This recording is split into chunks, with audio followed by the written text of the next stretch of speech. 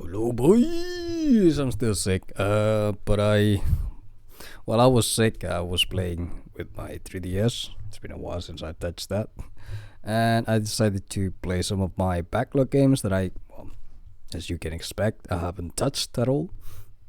And Chibi-Robo Lash was one of them. I did have the amiibo. I just had no use for all. Apparently there's a DLC for it, but I didn't touch it at all. I'll keep that for replay because I do think the game is very worth it to try it at least. I wouldn't say to pay like $50 for it, but it's definitely worth a try. Alright, let's go with my review. Unfortunately, I don't have any fit from me. Mostly because, it's on a 3DS. I don't have any ways to record gameplay for it. It's just way too hard to do that. And then, yeah, I'm going to put the trailer and do my usual opinions for it. But also, because this is a game that was controversial. I wouldn't say controversial, but it wasn't very high reviewed during the days it was launched. Also because I think a lot of people were tired of the 3DS, and Wii U wasn't doing that well at that time, so fuck it. But it was a fun time for me.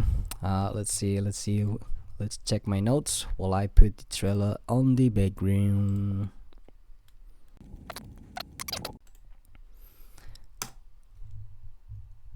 So, Chibi-Robo Ziplash.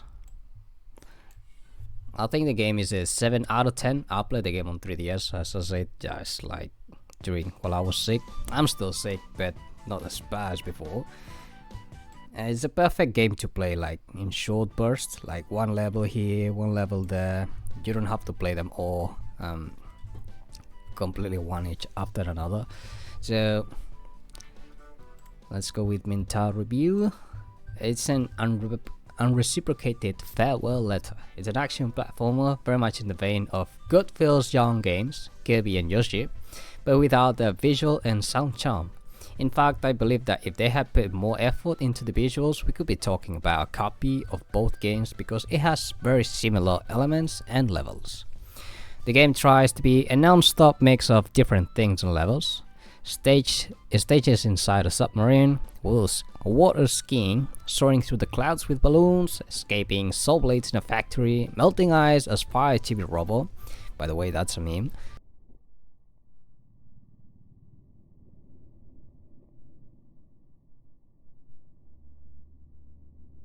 The occasional 2D shooter moment, sliding across levas, Ice Chibi-Robo, a large level centered around backtracking, and of course the boss levels, which are varied, and etc.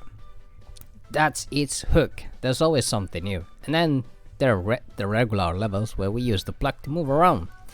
For one reason or another, the game is held back by its easy difficulty. Aside from a couple of levels or some collectibles, reaching 100% completion in the base game isn't much of a challenge. In fact, you'll probably achieve it naturally by the time you reach the end. Yes, there's also DLC and online features, all as they used to be. What surprises me the most is how much this game has to offer despite its outwardly simple appearance and cute protagonist. Not only is it quite varied gameplay wise, but it also includes the usual collectible coins, real world objects to gather, chibi dots as another type of collectible, snacks found in chests, customs that work via amiibos or cheat codes nowadays, rankings for speedrunners, medals for perfectionists, and even DLC tied to the amiibo, a new world plus some extra collectible functions like unlocking character poses. And I think that's about it. Yes, it's replayable and long for a platformer. It took me 14 hours to collect all the standard collectibles, but I didn't aim for perfect runs, unlock the costumes, or try the DLC world. I'm saving all that for future replay. And despite all that effort to please almost everyone, Skip sadly vanished. And Yep, that is widely true, and that is why I'm going to do something that I haven't done in this channel yet, which is like a counter review. So I'm going to ask ChatGPT. 1 second. I have to put the camera again. There we go. Hey ChatGPT, which game media journalism are the most famous?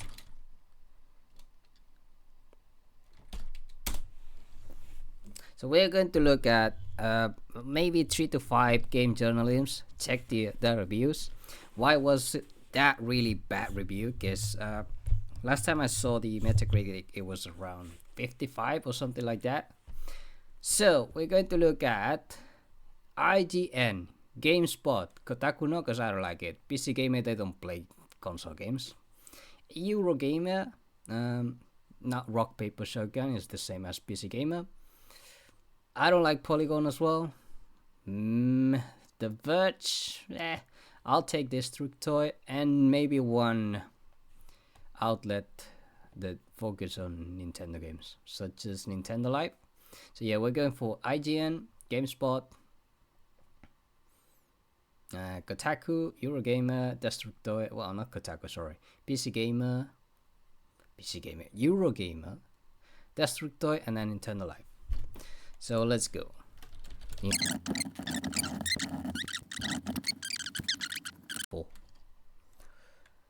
We got IGN here. Destructoid. For some reason, IGN is on the top. I don't know why. I have Nintendo Live already, and I'm looking for GameSpot. Right. Keep in mind that GameSpot is very. I think it's a very troll media outlet. I don't know why they do this, but fuck it, we'll have to look into it. Right, this article is over 9 years old and may contain outdated information. Well, okay, so this is the review from Destructoid. Chibi-Robo Ziplash. Let's look at the. First of all, let's look at the score. They give it a 5.5. It's a little bit harsh, to be honest. Let's remember, for me, it's a game that at least is a 7. Right, let's see why it's a 7 out. If it's a 7, it's a 5.5. Where does it start? I've been a fan of Chibi-Robo ever since the original was released. Blah blah blah blah. Unfortunately, Ziplash has a few too many missteps that hold it back considerably. Okay, let's see why. So the game was released at $30. That's very nice, honestly. Well, I guess at that time it wasn't. No, I think it's still a good price. What the fuck? And Chibi-Robo Ziplash, blah blah blah. To navigate the areas around him, Chibi uses his blab as a whip to destroy enemies.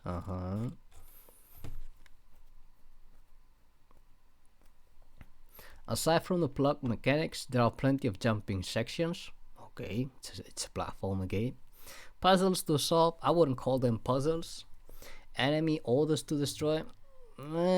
Items to collect. Yes, and even a few levels which have Chibi-Robo skateboarding, wakeboarding, and traveling by balloon to reach the end. Yes, there are also some pretty cool boss fights. Most of them are. I'd say all of them are cool. I wouldn't say they are super nice, but. Just looking at the platforming mechanics alone, Ziplash is a perfectly competent entry to the genre. Correct? I do agree on that. Each world changes things up with new ideas and interesting layouts. Yes, so that the gameplay doesn't become stale too quickly.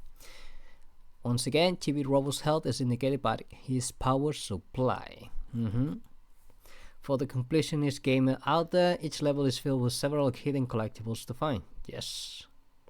If something is missed the first time through, levels can be replayed in order to search more thoroughly. Which brings me to my least favorite aspect of Chibi-Robo Ziplash. Is there something different? Most platforming games like this feature a map with each level laid out on a path. Oh, he's going to talk about the wheel. After each level, Chibi-Robo will spin the wheel to select a number.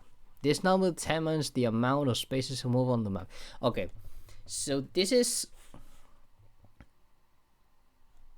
Okay, let me keep reading. The problem, however, is that maps are laid out in a circle, and if the player loops around and lands on a level they have already played, they will be forced to play it over again in order to proceed and pick another level.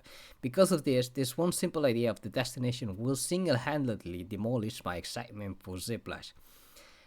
That's an overreaction. Being forced to replay levels due to bad luck is not a fun mechanic. Okay, but that's still an overreaction. Why? Because you can just basically put in the Destiny wheel all the panels that you want. Like, for example, if you want to play on level 5, you just put all the panels to be 5. And if you don't want to play on level 5, you just change it to 1 or to 2 or to 3. So, yes, you might counter argue that why is the Destiny wheel existence? Well, actually, I don't know. It's very useless, to be honest. But I don't think demolish my excitement.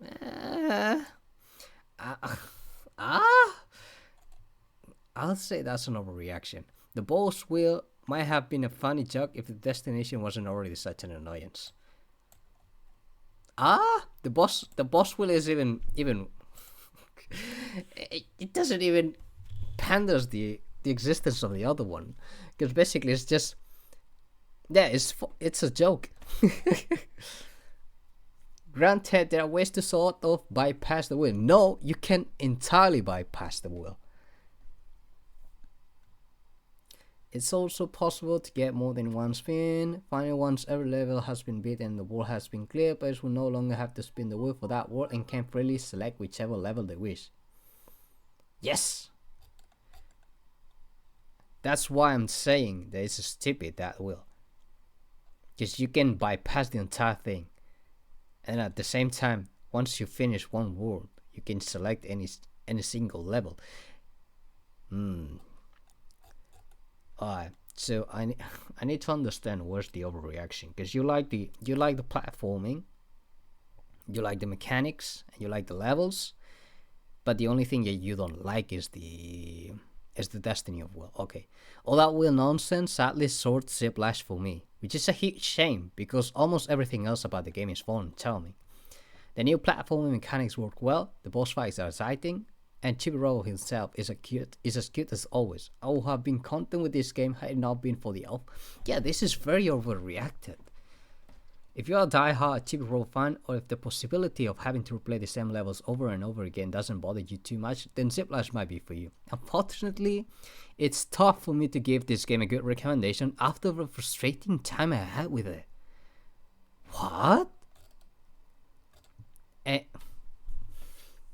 Okay, you, Mr. Destructoid, you're very weird. Like, if you can bypass a single thing, it doesn't affect gameplay, but you're still enjoying the entire other thing. I don't understand this thing. I don't understand the review. Ben Davies. Let's check his profile. What other games has he reviewed? Kinda. All Pause 2016. Wait, is he gone? I think he's gone. Okay, never mind. If he's gone, there's nothing to talk about him. Yes, he doesn't speak in Destructoid terms anymore. Okay, this is one from GameSpot. Okay, I believe GameSpot is the one game media outlet that put, like, I believe a 6 out of 10 to fucking Donkey Kong Country Returns or Tropical Freeze. But before I go back to that shit, let me read the review. Alright, so this is by Peter Brown. Let's make sure that I put his name on the site, and we can check it later. What other games has he played? Chibi No, that's how they start. Chibi-Robo Ziplash has the building blocks of a great game, but like a Havasa Jenga tower, it was just a matter of time before it toppled over. It's a competent platforming adventure featuring key blah blah blah. Despite being a key part of completing some levels, seeking out extensions for your grappling hook ultimately feels pointless. Why? It's great at the end of the level you can toss it into a hallway and watch it bounce here and there, grabbing coins and other collectibles, but it's deflating when it's back to square one at the start of the next level. It would have made for a much more meaningful experience if your tools and abilities progressed over the course of the entire game, and it could have paved the way for more complex levels too. Wait, what? Wait, what?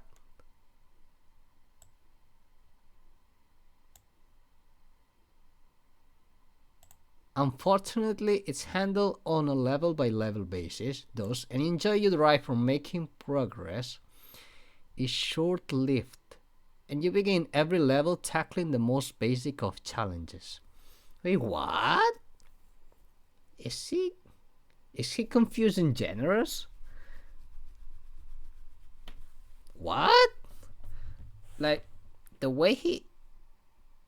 So you wanted a Metroidvania? No, a platformer game. Because the way this sounds is, you don't like Donkey Kong, you don't like Rayman, you don't like, I don't know, Giana Sisters, it's an indie game. You don't like Mega Man, it's another action platformer, more of a shooting though. You don't like Mega Man Zero, I don't know, you don't like Mario. I'm so confused. Okay. I'm not sure if it's worth it reading this thing. For most of its adventure, Chibi-Robo is the definition of mundane, okay? I can see that, because the entire visuals of the game are... You kill slow-moving enemies and overcome basic platforming scenarios, collecting items, including literal garbage, such as discarded coffee cup. Other times it's candy real world candy. While there's nothing inherently awful about seeing brands like Pocky or Dots in a game, Ziplash fetishizes this product with NPCs who yearn for specific treats. Oh yeah? Yeah, that's how you unlock certain outfits. Upon receipt, they repeat marketing catchphrases. Well, Okay, let's keep going. Their favorite commercials and list of flavors. Just in case you had any doubt that Tootsie Rolls are the snack for you. There are dozens of these snacks to collect, but by the time you've seen the 10th commercial, it becomes a non-priority as you search for more worthwhile goals. I'm not sure I understand this. So he doesn't like platformers, and then now he doesn't like to collect things. So he doesn't like... What? Unfortunately for him, this is a collectathon platformer game. So yes, he might not like it. I can see why he doesn't like it.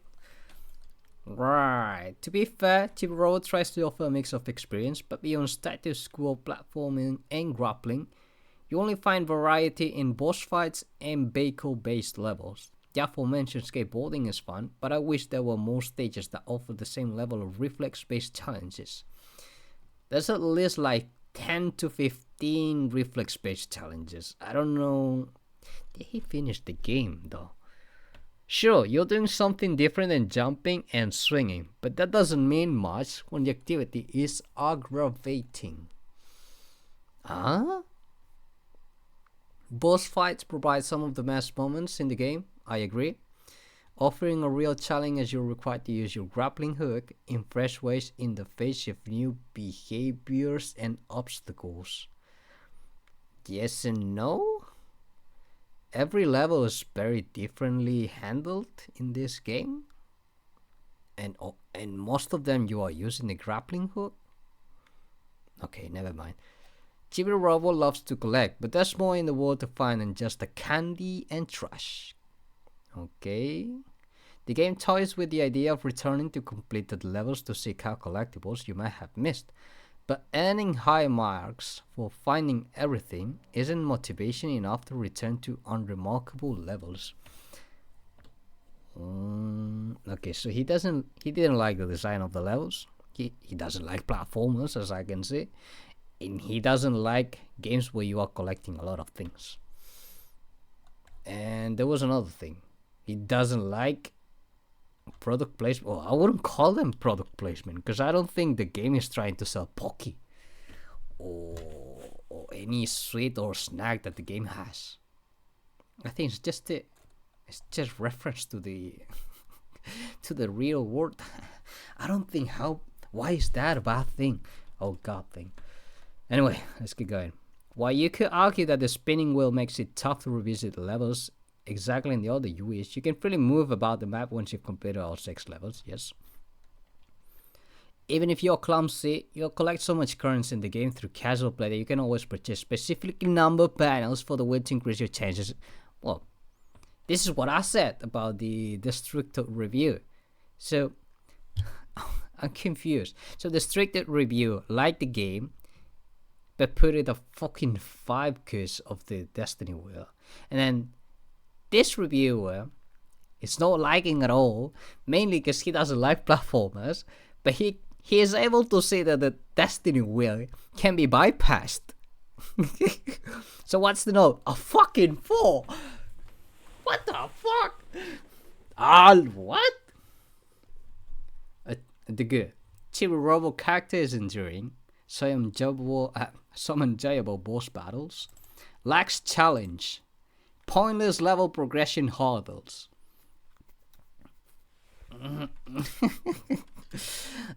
I still don't understand this. No sense of character progression.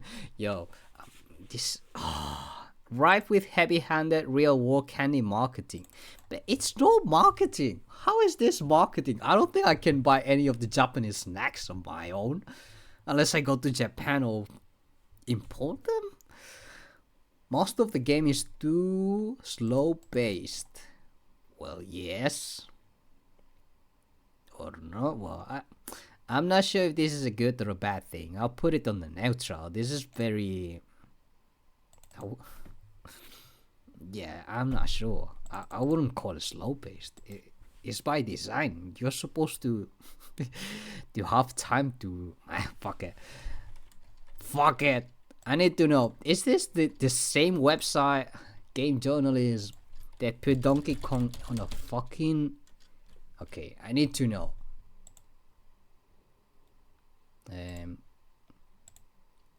Okay. Superb. Okay, they put it 9. Interesting. Wait, what? Who was the website they put the fucking 6 to this game? This is definitely one of the best platformer games ever that has been released.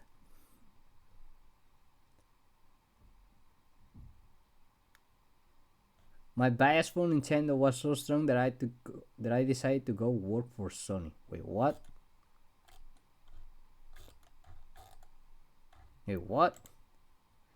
So he was the one reviewing Age of Calamity? No, that was Suriel Vasquez. That's another reviewer. A fucking 6! Yo, what the fuck? I can't. Shit. A fucking 4. Okay, I'm actually kind of curious now. No. They did put a fucking 6. I knew it. How the fuck? Okay, I need to check this again. Because I remember this. But I was so pissed off that I never read about it.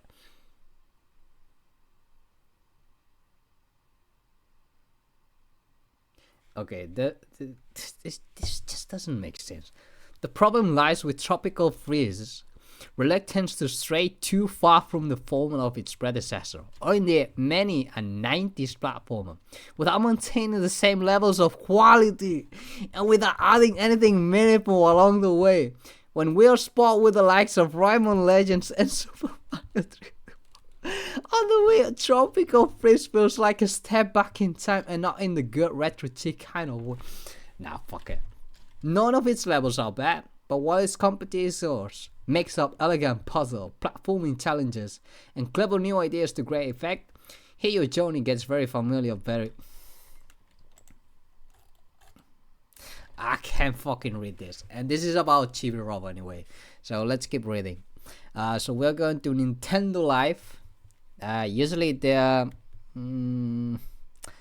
I wouldn't say average, but they usually struck me very Nintendo diehard fan most of the times. I mean, it's Nintendo Life, but at the same time, you need to be objective sometimes. Okay, robots in plain sight. Everyone knows the biggest because they are the company pillars, the keystones keeping Nintendo the money. Your Marios, Pokemons, and so forth. They are polished, beautiful, and ultimately a little safe. Can mess too much with a good thing, right? Then you have the smallest. Alright. So, Chibi-Robo Ziplash doesn't it have some novel ideas, but by and large, they are not terribly interesting. Okay, I can see that. Again, the game looks very like they could have worked a lot more on the visuals, especially on the backgrounds. Some are even quite dull or downright annoying. Wait, what? The usual Nintendo polish and Chibi-Robo charm is intact, but restrained gameplay and a questionable emphasis on repetition and out of place elements undermine the better bits. Okay, they're going to tell me what does this mean, because I'm not sure what they mean with this. Because we've seen it in the previous 2 reviews. All the levels are very varied. Even the boss fights by Mr. 4 out of 10. There were shining spots. Shit. I'm going to have nightmares with that thing. A fucking 4 and then a fucking 6 on Tropical Freeze. I can't believe that happened, man. Alright, let's keep going. This is the first proper 2D platform in the series. Disclaimer, I've only played this Chibi-Robo. I never had the opportunity to play the one on GameCube and the ones that came after that. Mainly because, well, I never had the time or the opportunity to buy them. I had the consoles, I just never had the opportunity to buy the game. But anyway, let's look into it. So, let me make this a little bigger though. The Ziplash is the name of the game, literally, and most stages require copious, occasionally clever use of it.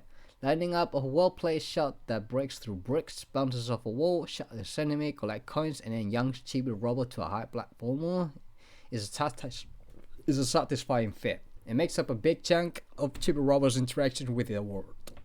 Okay. Most puzzles, okay, again, I wouldn't call them puzzles.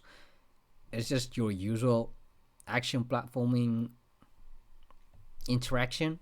You just move and then there's like a button to press. I wouldn't call that a fucking puzzle, but okay, whatever. When everything clicks, these mechanics come to an acrobatic head demanding exacting precision, lightning reflexes. I think they're putting too much effort into sounding this a lot more harder than it is. It's just, you just jump and then press one button and then aim and that's it. That's it. There's no lightning reflexes. There's no exacting precision. It's not hard. It's not hard. Stringing together all of Chibi-Robo's moves into a fluid display can eventually satisfy him, but unfortunately, these high pressure moments are not as frequent as one might hope. Yes, because there's none. More often than not, it's a very easy game. More often than not, Chibi-Robo has plenty of time to line up a shot. Yes, that's what I'm saying. While it is still pleasant to pull off a well-planned we perceive, there's a sense of misused potential here. No, it's done by design. The game pace settles for pedestrian at most times, likely to sway less experienced gamers, despite being capable of repeating sprints. Actually, you can sprint during the entire game. If you press the R button, The Chibi-Robo does like a maneuver. I don't know how to call it. Tumble. I guess you can call it tumble. But yeah, it just goes like, in a circle form. Each roll has a vehicle stage to break up the standard platforming, and these are often a highlight or absolute low light. Low light? The Chibi sub. Oh, he didn't like the submarine. It's just words cannot adequately describe our fury. There's loads to collect throughout the game. Hidden snacks, medals, Chibi dots, blah blah blah blah. Odds are that you won't find everything in your first go through. Yeah. If he is adding the the costumes, you won't find them in your first playthrough. You need to do that in the second, and even in the second you won't find it. You need to cheat it. Right now you need to cheat it. There's no mirror, so you're going to put the code and then replay every level. But other than that, you can find everything else during your first playthrough though. Some completionists will find plenty to do, that's correct. Each world has 6 stages and a boss, and the stages are arranged in a circle the Chibi-Robo works its way around. It's designed for repeat play? No, it's not. Chibi Ziplife is designed for replay? No. Whether you want it or not? No. Progression is not immediately guaranteed thanks to destination. What? Again? So we're coming back full circle to the destination wheel. So Destructoid didn't like it because he didn't know how to bypass it. Then GameStop couldn't care less because he could bypass it. And then this guy doesn't know how to bypass it. There is something wrong with these people. Okay, let me read it. Maybe he knows it. Giving the destination wheel a wheel that takes how many steps you advance around the circular overworld. Okay, blah blah blah. Constantly threatening players down the path of having to repeat stages is a crummy way to add extension or extend the life of game. Even for completionists who might choose to do stuff anyway. You can sidestep the whole thing by bypassing panels with Moolah to guarantee your odds of getting the spin you want. Which just undermines the whole point. So why the fuck will you put two fucking paragraphs to talk about it?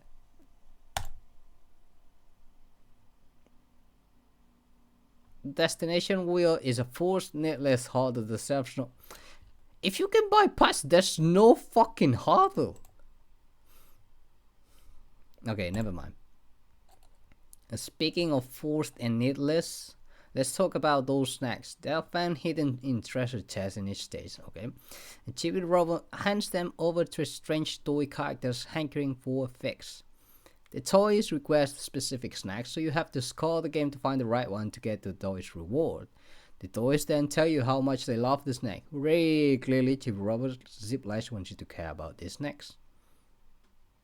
Well, yes. If you want everything, I guess.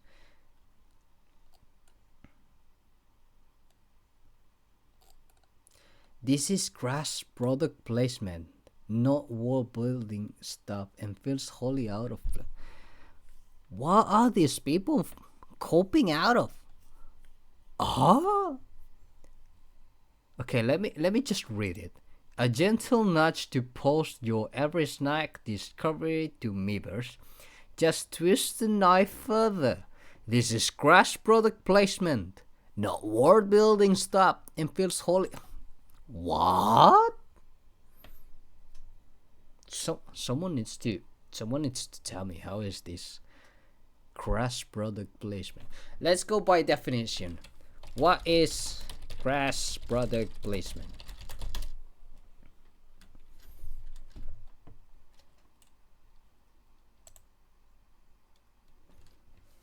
Product placement, also known as embedded marketing, is a marketing technique where references to specific brands or products are incorporated into another work, such as film or television product, with a specific promotional intent. Much of this is done by loaning products, especially when expensive items such as vehicles are involved. In 2021, the agreements between brand owners and films and television programs were worth more than $20 billion. Whoa, that's a lot of money. Okay. Fucking Nintendo Live, you're going to explain me how is this product placement marketing? It's not working as marketing in the game at all. It's just references to the real life. I don't understand. Oh, never mind. Let's keep going. The Robo Amiibo bundle with physical copies of the game has a few purposes. Get extra points or access to a special attack with a daily fortune. Only Super Chibi-Robo in-game a few times a day. Honestly, I haven't tried that. So, tapping the Amiibo while in the Chibi house brings up a toy capsule machine filled with collectible figurines. Yes, these are the poses. Throw in some moolah and take your chances on getting a random one. You can level up the figure by saving your scores at the end of each stage. Higher level amiibo are increasingly rare figurines to the capsule pool and also allow you to power up more times during the day. As an added bonus, scan Chibi-Robo and Super Mario Maker to unlock any costume there.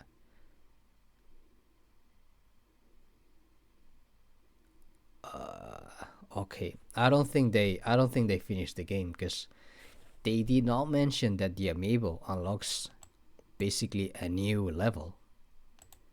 Not that you can just level up the figurine. No one cares about that shit. You can unlock an entire new world with 6 different levels. I'm not sure if there's a new boss on there as well, but it's basically a physical DLC. This guys, it's a physical DLC. But somehow they are not mentioning. Actually, none of the reviews that I've seen have mentioned the amiibo in the same way that I said. And they put it a 6 out of 10. I'm confused, man. Chibi-Robo's Zero Lies is a fun but ultimately an exciting title. I can see that. Which makes it occupy a weird space in our minds. The whole package is undoubtedly polished and pleasing, alright? And if you're looking for a solid platformer that zigs where a Mario may zag, then this is a safe bet for an enjoyable time.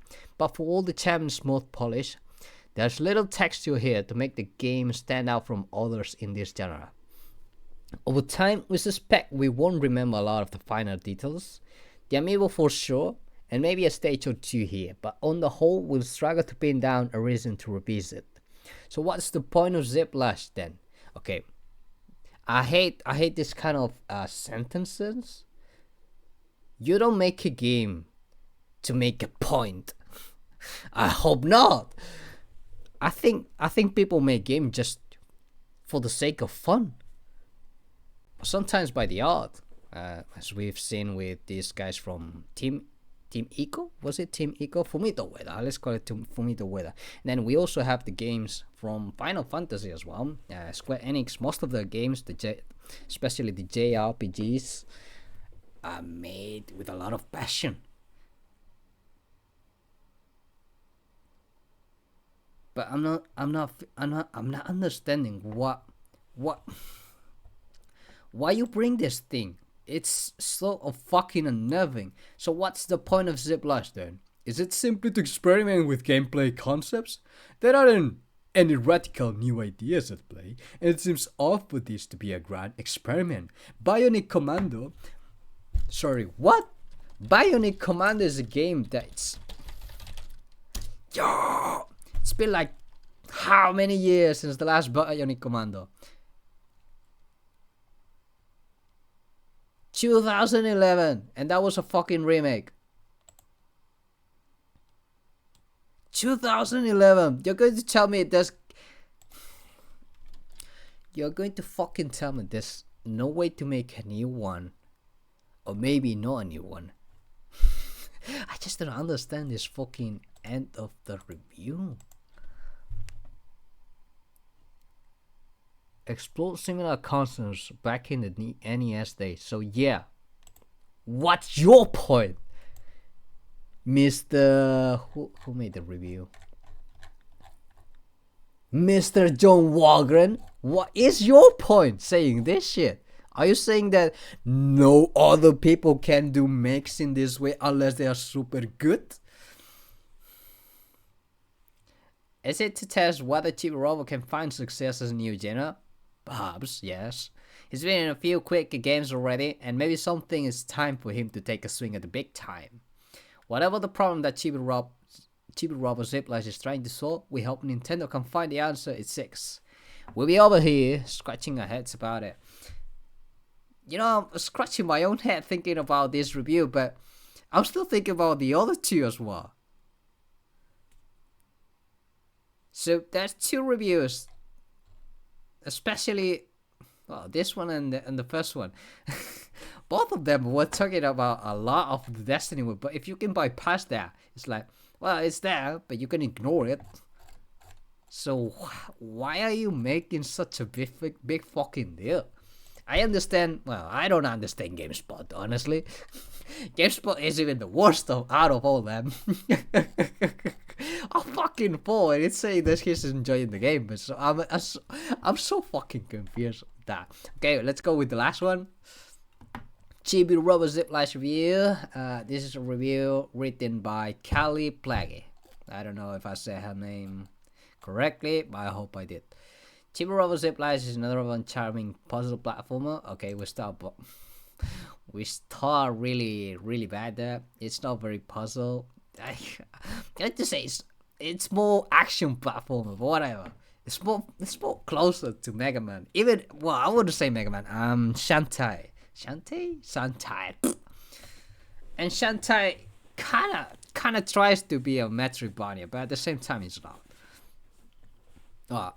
I guess depends. I think the latest Shantaes, except the remakes and all that, are more Metroidvanias. But anyway, let's talk about. There's nothing to the puzzles, and the platforming itself isn't challenging. Alright, that is correct. The action is equally disappointing.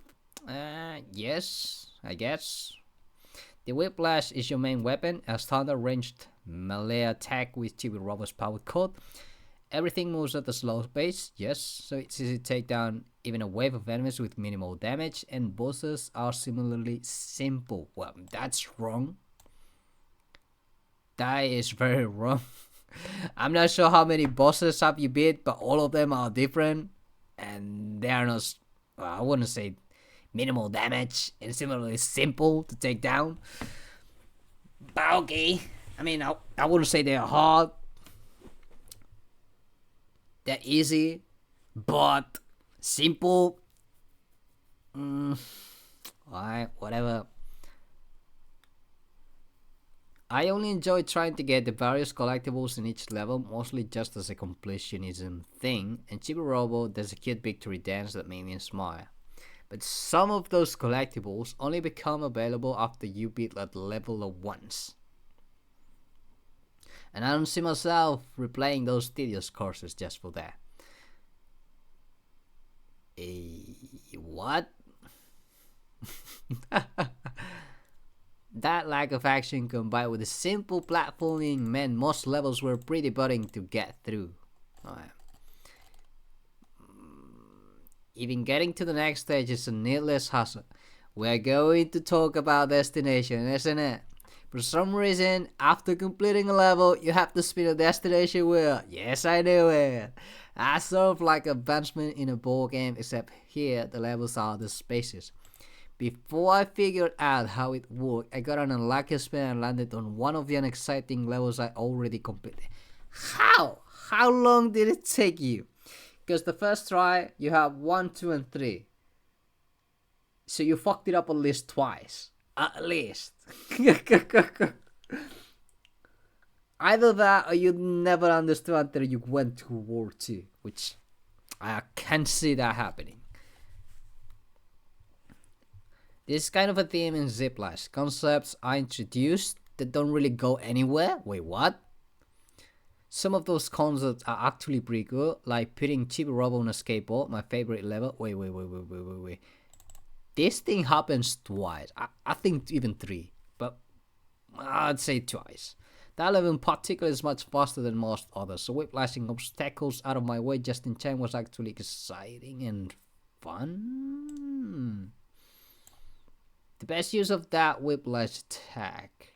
I feel like we play different games here. Okay. Unfortunately, Ziplash ditched this concept for something new and far less exciting in the next level, and doesn't develop it further. What do you mean by that? I already told you. This kind of thing happens twice. And then if we go back to my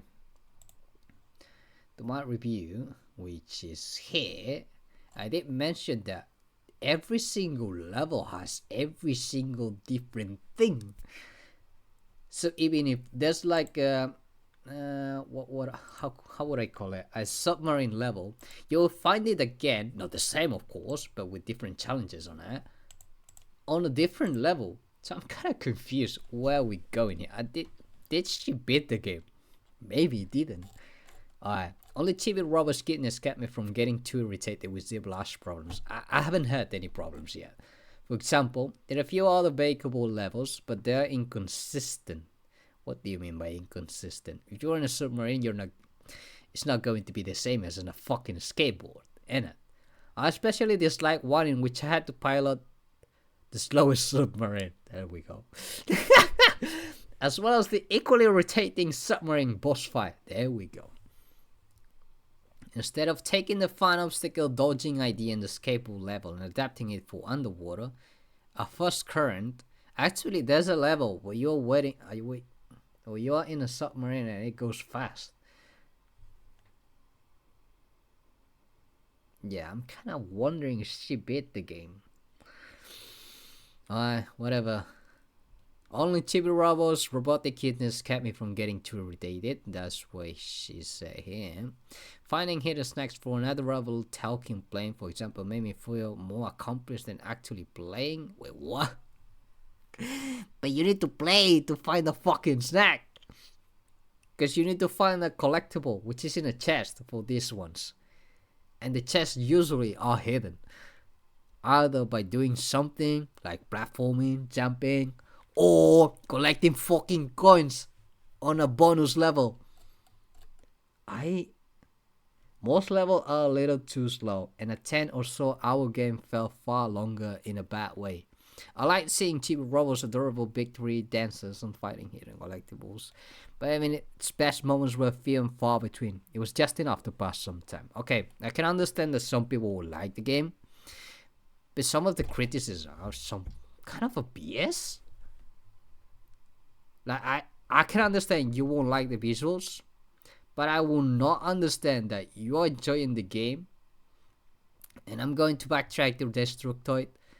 You're fucking enjoying the game, and then something that you dislike, which can be bypassed, and it's not fucking hurting the levels at all, called the Destiny Wheel. How the fuck that goes into a fucking 5.5? It just doesn't make sense. And then Nintendo Life says something similar. And then we have GameSpot with the fucking fool. Because they were the ones that were saying something about progression, something about level design, collectibles, a lot of collectibles. Like, GameSpot was super weird, man. They were playing the wrong game, I think. They're fucking fine.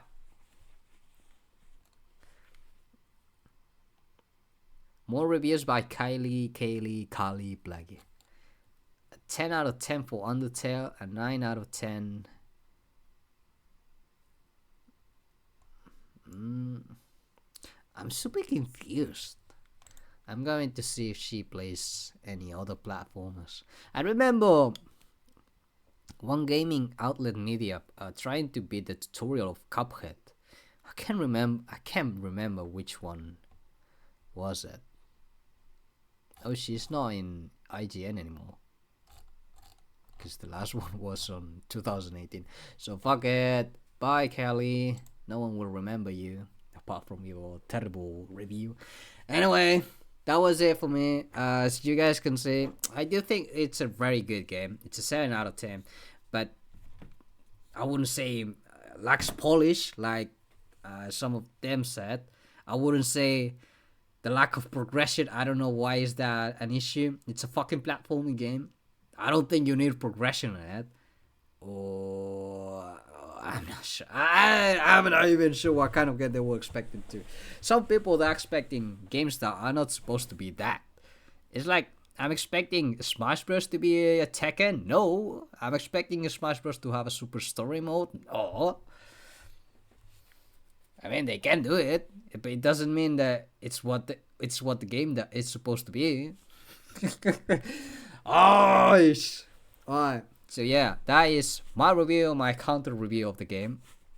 I think visually it could have been a lot much better, but at the same time it's a skip. We're talking about the company that most notorious game is Chibi-Robo on GameCube, which by the way doesn't look very good. It never looked good. What the fuck is this? I think it's very oops, sorry. Very intended that it looked very simplistic. Oh shit. 240p is the maximum. Yeah, it in a way looked charming, but in another way it's not very.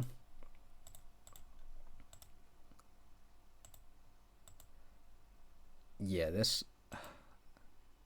there are things, and okay, I can see a lot of things that would have been better in Ziplash. For example, the color palette is a lot more colorful, even with this lowest of the lowest resolution possible. Even the characters are fucking weird. Also, this one reminds me a lot of the machine that you have as a company, as a companion in the ship. But yeah, as you guys can see, there's a lot much more colorful, vibrant thing going here. I don't know about the characters. Again, I have not played the game. But once you see pictures and all that, it's not that very different to what we have in Ziplash. It's not very like. Yeah, I don't see anything that will say, this should have been in 3DS. No, because it's the same actually.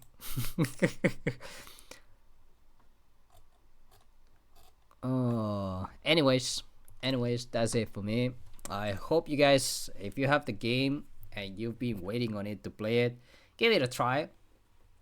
It won't explode your mind, that's for sure. It's a very easy game. But at the same time, it's a very interesting one, because every single level is different. Even if the aim is the same, which is reach the end, it's going to be different. It's a different ending thing, and yeah, it kind of sucks that the company disappeared. But at the same time, I don't think a lot of us were going to miss them, cause they are doing a new game. Well. Some of the former stuff, I believe they're in a new company, can't remember the name, but they're doing a similar game to Chibi-Robo, which is called koROBO Tiny Wonder Studio, guys. Do we have a trailer for it? You can watch the trailer and then fuck, that's Chibi-Robo. That's fucking Chibi-Robo, man. Alright, let's watch it, and I'll be gone.